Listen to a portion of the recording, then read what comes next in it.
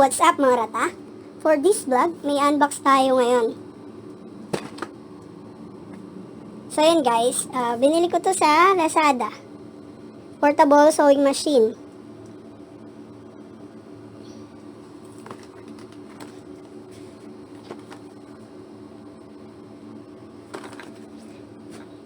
Simulan na natin.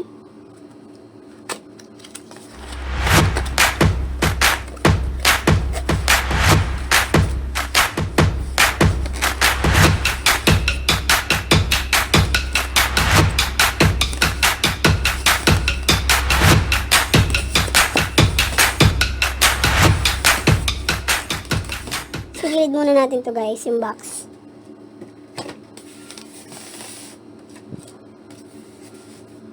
So yun na guys. Kapal ng styro. Lalagyan. So buksan na natin. Ay sa box pala guys, merong naiwan na instruction manual. So yun guys. Model SM505. Oh my God! Very nice. Maganda siya. Pero maliit lang pala siya guys. So sa loob ng box, meron siyang yung pedal. Kalit lang pala na to.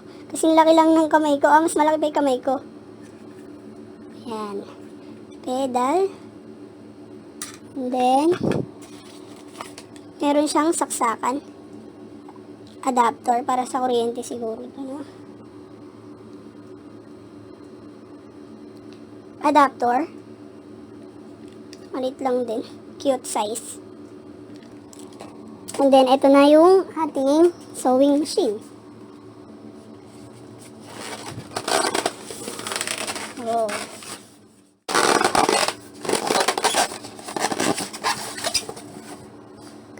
Uy, ang cute.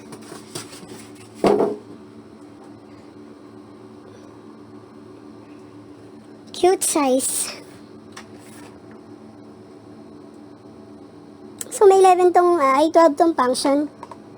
Apat na straight.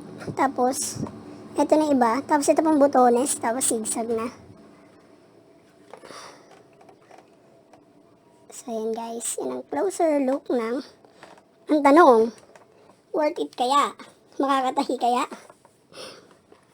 So, sa likod guys, ayun, ang lalagyan na ng sinulid. Kaso, hindi na ako bibili ng ganito lang kalit na sinulid. Yung gagamitin ko na lang na sinulid is yung ganito. Ganito kalaki. Yan, para hindi aksayado. Kasi mas mura to kaysa sa maliliit. Uy, may ikutan pa lang sa bobina, oh.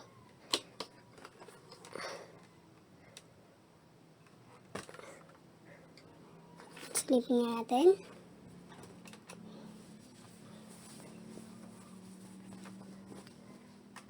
So guys, ayun na may pangkat pa pala siya ng sinulid sa gilid, oh. Tapos meron daw siyang ilaw. May ilaw sa gilid. So kung gusto magsanay ng mga anak nyo na manahe, pwede nyo silang bilan na to kaysa sa high speed na makina kaagad. So bali ito guys, pumatak to ng 1,900 plus. Kasama na yung shipping fee.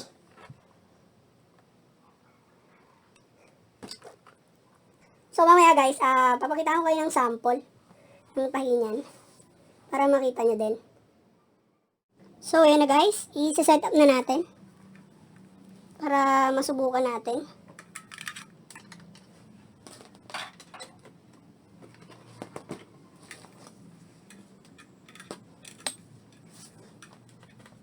Foot pedal.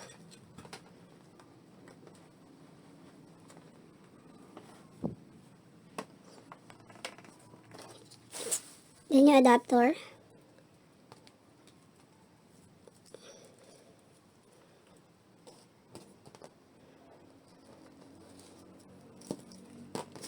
Sana guys tumagal para masulit yung binayad natin dito. Okay na siya.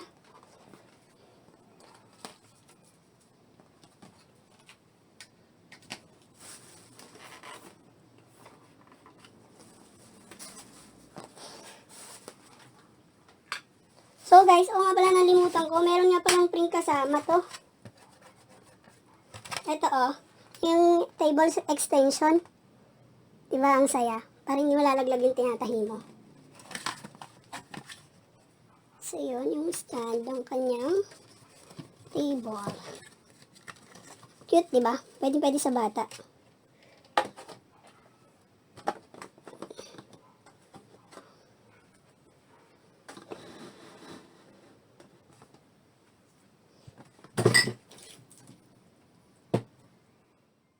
So, simulan na natin. Sindi lang natin yung ilaw, guys. O, diba?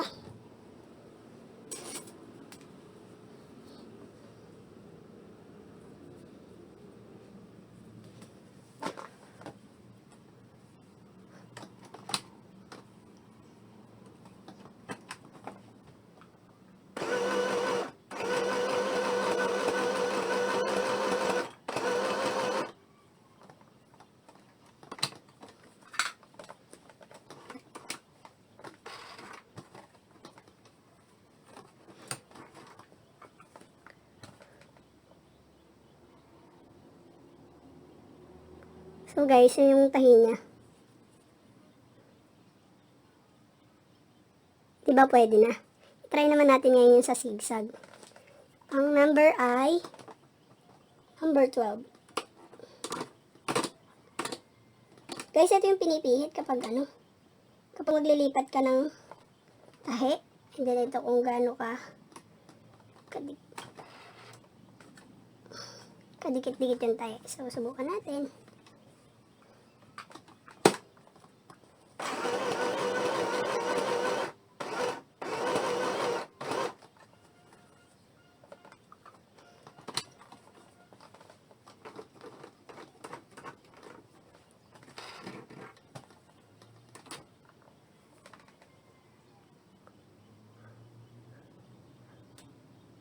So, yan, ito na siya guys.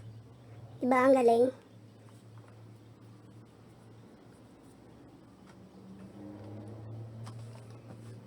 Sa murang halaga, magkakaroon ka na ng makina.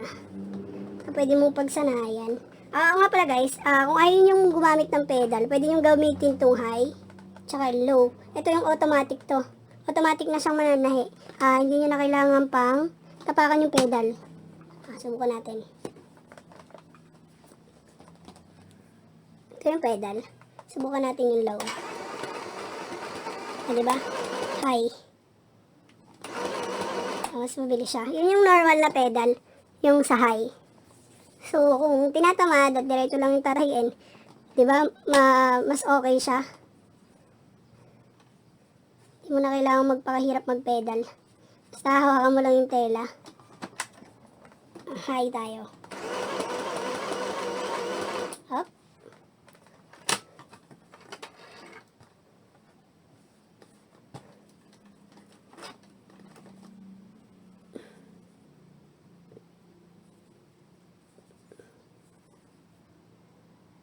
Diba okay din yung tahi?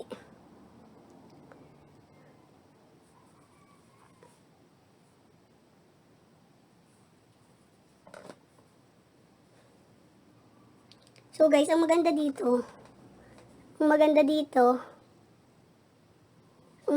may libre siyang table extension. Hindi ka nabibili. Kung bibilin mo yan guys, mga nasa mga nasa 200 plus. So, ipapakita ko din pala sa inyo guys yung iba pang kasama niyan. So, ito pala guys, kasama pa din to. Tsaka ito. Ito naman yung sa butones.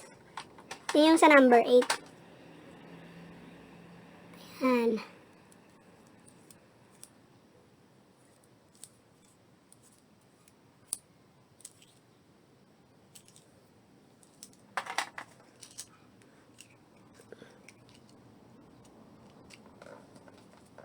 $2,000 later. Hello mga rata. So, for today's video, mananay ako ng face mask. Ito, nasimulan ko na, hindi pala siya nagre-record kanina. So, itutuloy ko na lang siya and then, ipapakita ko sa inyo yung finished product.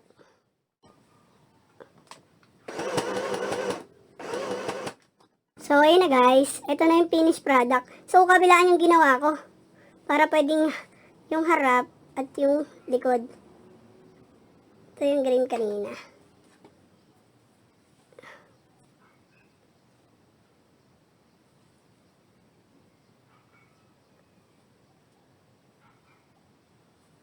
Diba guys, ang cute. Cute lang yung ginawa ko. Tingnan nyo guys, ang tahi niya. Oh.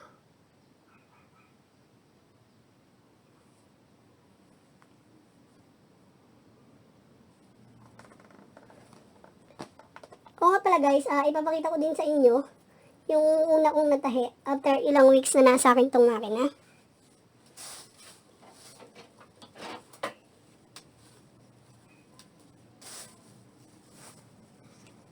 So, ito na siya guys.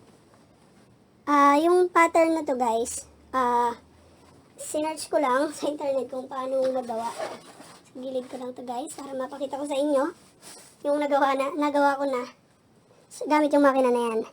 Ayan. Nakagawa na ako guys ng isang coat. Diba ang ganda? Kaso hindi pa ako masyadong professional. Manahi. Kaya ayan po siya. Ayan, may bulsa siya.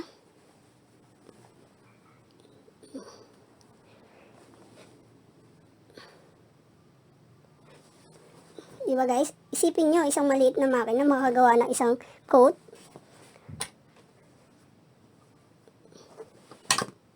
Diba?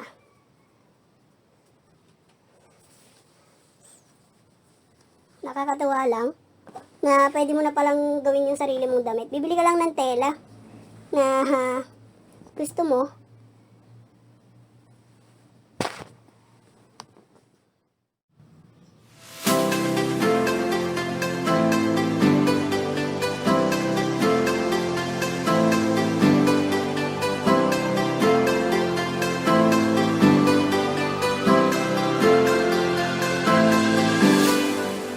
So guys, may natuklasan ako sa online. So ito siya. Bumili ako sa online ng karayom. Meron pala silang karayom na dalawa yung karayom. So may kasama na siyang paa. Depende yung pang ilalagay mo sa kung anong size ng karayom na ilalagay mo dun sa makina. So ayun, may size 4mm, 2mm, tsaka 3mm. So, ayun guys, depende kasi yung butas ng paa.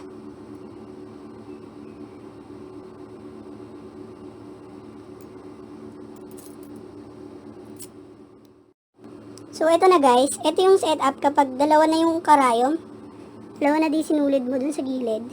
Papakitaan ko kayo ngayon ng tahi ng dalawa yung karayom.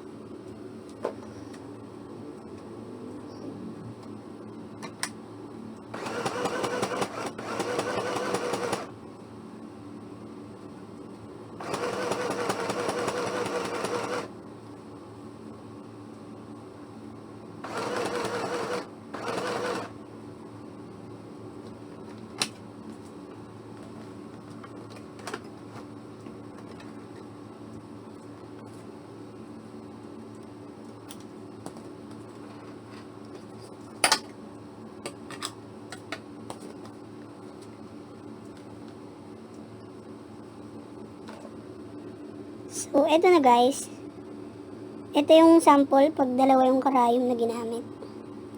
So, diba, okay? Pwede nang gumawa ng damit.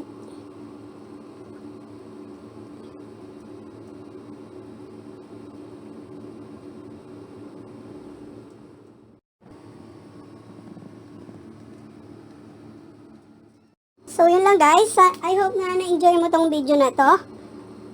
Please like and share. And hit nyo na din yung notification bell para ma-notify ka sa susunod ko pang videos. Bye-bye! So, yun lang guys.